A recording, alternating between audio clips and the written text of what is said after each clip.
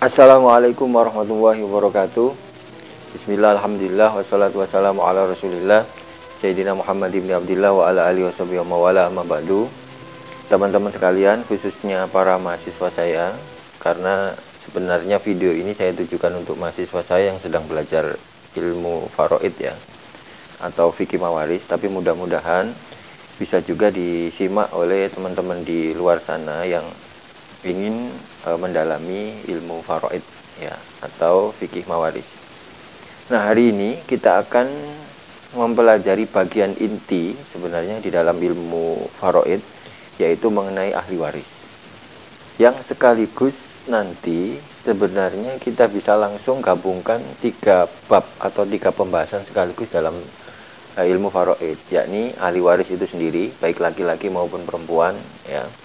Kemudian yang kedua, kita langsung mempelajari tentang dzawil furud dan asobah, atau ahli waris yang mendapatkan persentase dan ahli waris yang mendapatkan sisa. Sekaligus yang ketiga, kita nanti bisa mempelajari tentang bab hijab dan mahjub, atau ahli waris yang menghalangi maupun yang terhalang untuk menerima harta warisan ya, dalam hal ini. Jadi kita bisa 3 sekaligus bahas di dalam pembahasan mengenai ahli waris ini untuk menyederhanakan materi kewarisan. Nah, teman-teman sekalian, kenapa tadi saya bilang inti pembahasan ini ya? Karena sebenarnya kalaupun ilmu faraid itu dianggap rumit, kerumitannya itu bukan di perhitungannya. Karena perhitungannya sangat sederhana, cuman memakai pola atau cara pembagian biasa yang sangat sederhana. Berbeda dengan ketika teman-teman belajar ilmu falak ya, yang sampai memakai rumus segitiga bola, ada sinus, kosinus, tangen, kotangen. Tidak, tapi kalau di dalam ilmu waris ini cuman memakai pengurangan, penjumlahan, dan pembagian yang sangat sederhana. Kenapa dikatakan sulit? Kadang-kadang karena tidak selesai di dalam memahami pembahasan terkait dengan ahli waris dan bagian-bagiannya. Maka pada kesempatan kali ini kita tuntaskan nih pembahasan tentang ahli waris dan bagian-bagiannya, sekaligus terkait dengan 2 hal yang lain tadi ya, hijab dan mahjub, serta dzawil furud dan asobah. Nah, kalau kita sudah memahami ahli waris ini dan bagian-bagiannya, maka nanti pada saat proses perhitungan akan mudah. Kita tinggal memasukkan bagian-bagiannya atau mencoret ahli waris yang tidak termasuk, sehingga proses pembagian waris bisa dilaksanakan dengan mudah. Nah, teman-teman sekalian, kita memulai dari macam-macam ahli waris. Ya, sering dijelaskan bahwa ahli waris itu pada prinsipnya, atau disebut ahli waris itu karena 4 hal. Satu, karena perkawinan, ini nanti cuma ada suami dan istri. Kemudian karena keluarga ya, karena hubungan keluarga, ini baik ke atas, ayah, kakek, dan seterusnya, maupun ke bawah, anak, cucu, maupun ke samping, saudara-saudara ya, maupun saudara-saudara, dan kemudian ke bawah dikit, anaknya saudara atau keponakan, maupun ke samping tapi ke atas dikit, ya ini paman, kemudian anaknya paman, atau sepupu ya buat kita, cuman itu ya. Nah, kemudian yang ketiga nanti ahli waris itu adalah orang yang memerdekakan budak, baik laki-laki maupun perempuan. Tapi ini sudah tidak kita bahas karena perbudakan sudah tidak ada. Nah, yang keempat kategorisasinya adalah umat Islam, ketika nanti tidak ada ahli waris lain, sehingga harta si mayit atau pewaris itu nanti diserahkan kepada umat Islam, yakni melalui Baitul Mal atau pemerintah. Nah, kita mulai dengan ahli waris laki-laki dan perempuan. Di dalam pembahasan kitab fikih umumnya dirinci ahli waris laki-laki itu ada 15. Kemudian ahli waris perempuan ada 10. Kalau dikurangi orang yang memerdekakan budak, karena sekarang sudah tidak ada budak, maka ahli waris laki-laki ada 14. ahli waris perempuan ada 9. Nah, pertama gini, cara menandainya seperti apa? Kenapa bisa lebih banyak antara laki-laki dan perempuan?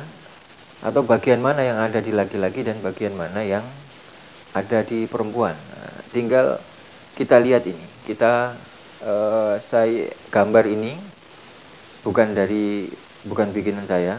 Saya kebetulan searching dan insya Allah pas. Mudah-mudahan yang membuat ini mendapatkan jariahnya ya. Nah, ini cukup bagus karena dikasih pewarnaan gini. Yang biru ini adalah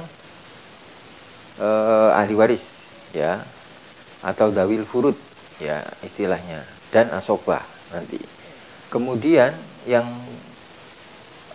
biru tapi dikasih garis putus-putus ini adalah ahli waris yang tidak akan pernah terhalang ya. Sudah saya sampaikan dulu. Ada 3 golongan ahli waris yang tidak akan mungkin terhalang, yaitu anak, baik laki-laki maupun perempuan, ayah maupun ibu, kemudian suami atau istri. Nah, umumnya yang ada di dalam kewarisan itu adalah 3 hal ini. Nah, saya kasih rumusnya, kenapa dalam pembagian warisan itu bisa lebih sederhana, karena adanya anak ya. Karena adanya anak dari pewaris itu nanti akan menghalangi sebagian ahli waris yang berderet banyak tadi itu ya, sehingga menjadi mahjub ya istilahnya ya, terhalang. Jadi kalau ada anak nanti secara otomatis banyak ahli waris yang tidak akan mendapatkan bagian warisan karena terhalang. Nah, yang putus-putus tadi ini yang tidak akan pernah terhalang. Kemudian yang biru ini ya adalah ahli waris. Kenapa ini banyak? Padahal tadi kan cuma disebutkan ada 15 ya. Nah, karena ini kan diurut sampai ke bawah-bawah ya. Jadi misalnya ada saudara, kemudian anaknya saudara, kemudian cucunya saudara, dan seterusnya. Tapi ini cuma dihitung 2 ya, saudara dan anaknya saudara. Nah, kemudian yang kuning ini adalah dawil arham ya, keluarga tapi bukan ahli waris, seperti saudara laki-laki bapak, kemudian atau saudara perempuan bapak, ini termasuk dawil arham ya, kakek atau nenek tapi jauh. Kemudian nah yang dapat malah bapak atau ke atasnya lagi ya, tapi kalau nyamping itu sudah nyamping tapi ke atas dekat bapak itu sudah termasuk dawil arham. Atau juga cucu perempuan ya, cucu perempuan dari anak perempuan dan seterusnya, nanti ini disebut dawil arham. Nah, di dalam kajian fikih Imam Syafi'i memilih pendapat dawil arham ini tidak mendapatkan bagian meskipun tidak ada ahli waris, jadi langsung diserahkan oleh negara. Cuma nanti ini ada perkembangan kajiannya, ada nanti di dalam kompilasi hukum Islam itu ada istilah ahli waris pengganti ya. Ahli waris pengganti itu sebenarnya konsepnya dawil arham juga, bahwa ada ahli waris yang mestinya dia terhalang, tapi karena hubungan kekerabatannya sangat dekat, itu nanti berlaku konsep itu, tapi nanti akan kita bahas ya, pada pertemuan yang akan datang. Berikutnya yang merah ini bukanlah ahli waris, seperti ayah atau ibu tiri ya. Kemudian anak angkat itu juga bukan ahli waris. Nanti ada kajian-kajian berikutnya ya, anak angkat. Nanti kita akan masuk pada pembahasan tentang wasiat ya, wasiat wajibat dan seterusnya. Nah, teman-teman sekalian, kembali ke ahli waris, bagian ahli waris tadi, laki-laki dan perempuan. Kenapa laki-laki lebih banyak, perempuan sedikit? Atau pertanyaannya, ahli waris mana yang di perempuan ada, yang di laki-laki ada, tapi di perempuan tidak ada? Coba kita lihat yang tidak ada di dalam kelompok ahli waris perempuan tapi ada di laki-laki adalah paman ya, paman dan sepupu. Nah, sementara di deretan perempuan tidak ada, bibi dan sepupu perempuan tidak ada. Berarti sudah terkurangi beberapa gitu ya. Karena ini nanti ada paman yang sekandung, paman yang seayah, kemudian kemudian anak dari paman yang sekandung dan seayah. Berarti sudah terkurangi 4. Kemudian juga yang ada di laki-laki dan tidak ada di perempuan adalah saudara laki-laki seibu. Itu ada di laki-laki tapi tidak ada di perempuan. Nah, tapi kalau sampai dikurangi 5, berarti ada kelebihan 1 di dalam ahli waris perempuan. Tapi tidak ada di bagian ahli waris laki-laki. Jadi sekali lagi, ada ahli waris yang di perempuan ada, tapi di laki-laki malah tidak ada. Siapa itu? Yaitu nenek atau ibu dari ibu. Ya, jadi saya kira ini sangat istimewa ya, di dalam ajaran Islam sangat mengistimewakan ibu, baik ibu yang berasal dari bapak maupun yang berasal dari ibu. Jadi nenek dari bapak atau nenek dari ibu, itu dua-duanya ada. Kalau di barisan ahli waris laki-laki, kakek itu yang terdaftar sebagai ahli waris yang dari bapak saja. Jadi saya ulang, total berarti ada 14 ahli waris laki-laki dan 9 ahli waris perempuan. Nah, berikutnya setelah kita mengenal macam-macam ahli waris, kita langsung masuk ke bab hijab dan mahjub. Nah, pintu masuk mempelajari hijab dan mahjub itu adalah kita fokus ke ahli waris yang di gambar putus-putus ini, yaitu ayah, kemudian anak, ayah atau ibu ya, kemudian anak atau anak laki-laki atau anak perempuan, kemudian suami atau istri. Oke, terutama fokusnya pada anak, karena anak ini nanti menyebabkan banyak ahli waris yang lain terhalangi atau paling tidak terkurangi ya.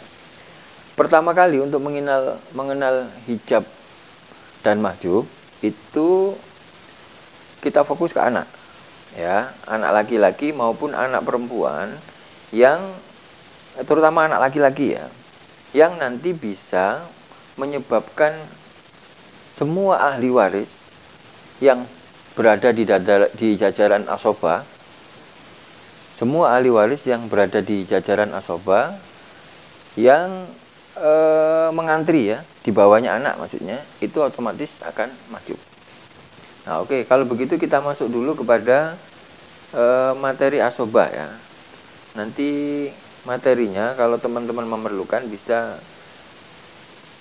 ditaruh di deskripsi, atau karena ini ada gambar-gambar susah ditaruh di deskripsi, nanti kalau berminat bisa saya share ke email masing-masing teman-teman yang membutuhkannya.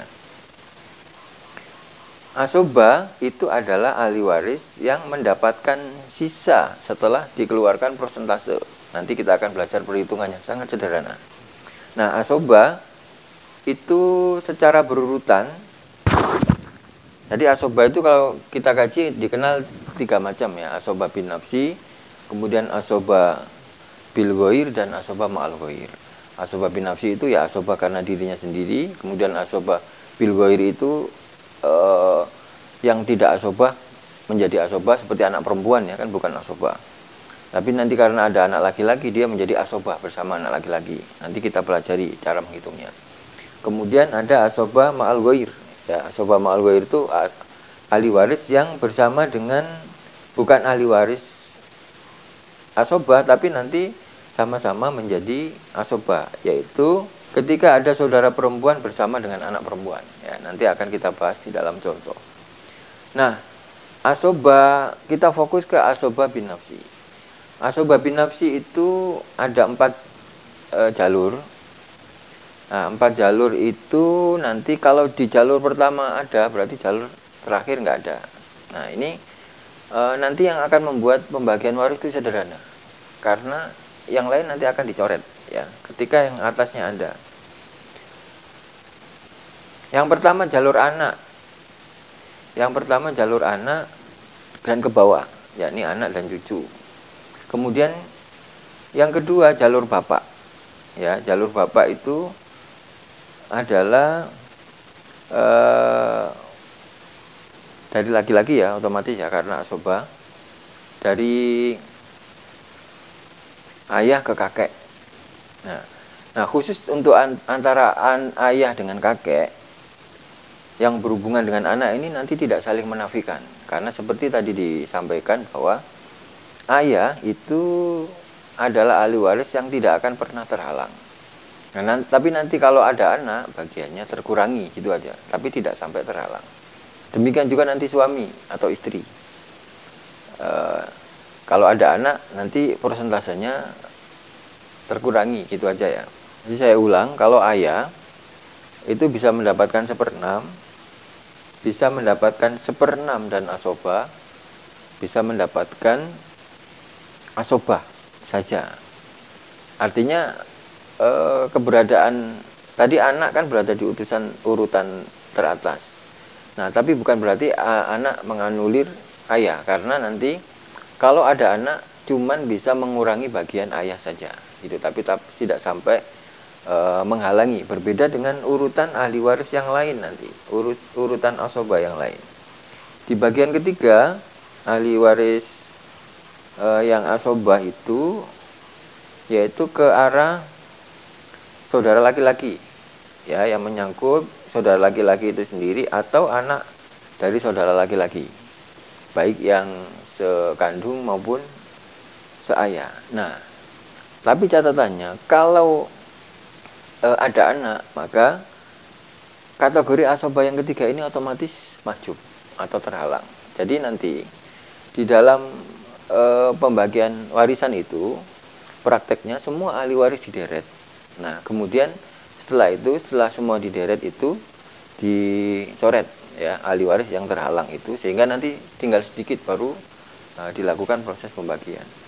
Kemudian yang keempat bagiannya adalah dari arah paman ya, menyangkut paman itu sendiri maupun anak dari paman. Nah, secara otomatis kalau ada anak, paman dan barisannya akan tercoret, atau kalau ada saudara maka paman dan anaknya paman atau sepupu akan dicoret. Ya, sesederhana itu. Kalau ada asobah yang paling prioritas tadi, anak dan bapak tadi, maka bagian yang asobah yang urutan belakangnya, arah saudara dan paman itu otomatis akan terhalang, tidak mendapatkan bagian warisan. Nah, setelah kita mengenal asobah, nah kita baru masuk pada bagian inti ya, dawil furud atau ahli waris yang mendapatkan bagian prosentase. Nah, prosentase pembagian warisan sebagaimana tersebut di dalam ayat Al-Quran itu ada 6 saja. 1/2, 2, 2/3. Kemudian yang ketiga 1/4. Kemudian yang keempat 1/8, kemudian yang kelima 1/3, kemudian yang keenam 1/6. Jadi ada 6 ya, 6 furudul muqaddarah atau persentase pembagian. Nah, nanti di dalam praktek pembagian ini bisa kita hafal kalau sudah hafal, kalau bisa. Tapi kalau enggak, tidak harus dihafal. Yang penting paham pola pembagiannya. Nanti kalau pada saat proses pembagian kita masih ragu, tinggal melihat catatannya, saya kira beres ya. Nah, nanti silakan dilihat jadi kita bisa mempelajari bagian-bagiannya itu bisa dari sisi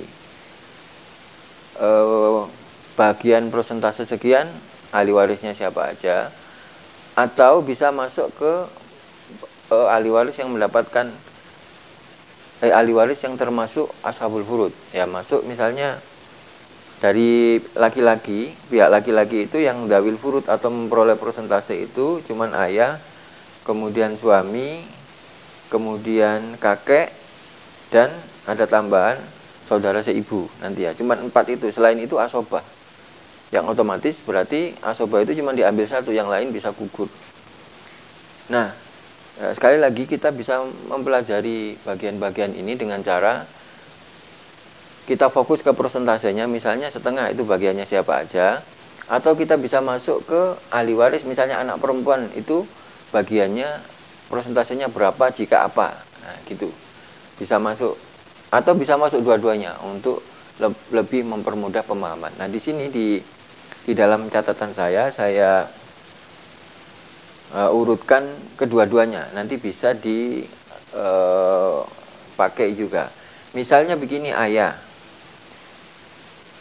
kita urutkan ayah itu bagiannya bisa 1/6 kalau ada anak atau cucu, atau bisa 1/6 plus ditambah asobah jika hanya ada anak perempuan saja, atau cucu perempuan dari anak laki-laki. Jadi prinsipnya dalam pembagian warisan ini kan harus habis. Nah, ayah ini yang menghabiskan. Jadi setelah dibagi untuk anak perempuan, kan masih ada sisa. Kalau masih ada sisa, itu diberikan kepada ayah. Jadi ayah dapat 2 sekaligus. Dari prosentasenya ditambah asobah. Nah, kalau tidak ada anak laki-laki dan tidak ada anak perempuan, ayah langsung otomatis jadi asobah. Kemudian suami, kemudian kakek, kemudian saudara seibu, dan seterusnya ya. Dari jalur perempuan, istri nanti mendapatkan 1/4 kalau ada, kalau tidak ada anak, kemudian 1/8 kalau ada anak, dan seterusnya ini ya. Tidak harus dihafal sekali lagi, tapi bisa dilihat daftarnya. Atau bisa langsung kita masuk cara mempelajarinya dari persentase. Jadi persentase itu bagiannya siapa aja. Misalnya setengah, persentasenya siapa aja. Bisa anak perempuan, bisa cucu perempuan, kemudian bisa saudara perempuan yang seayah maupun seibu, saudara perempuan seayah, kemudian suami jika memiliki anak atau cucu laki-laki. Jadi bisa masuk lewat prosentasenya itu, baru diurutkan siapa saja ahli warisnya, atau bisa masuk ke ahli warisnya dan mendapatkan berapa ketika apa. Tapi yang lebih praktis untuk pembagian adalah langsung fokus ke ahli warisnya dan dapat berapa ketika apa gitu ya. Nah, baik ahli waris laki-laki maupun ahli waris perempuan, ini salah satu kunci yang menyederhanakan proses pembagian waris. Itu akan ada istilah penghalang dan terhalang itu ya, ijab dan mahjub. Makanya di dalam pembahasan saya langsung digabung dalam pembahasan ahli waris. Nah, untuk yang menyederhanakan proses pembagian warisan itu nanti ada prinsip ijab dan mahjub itu.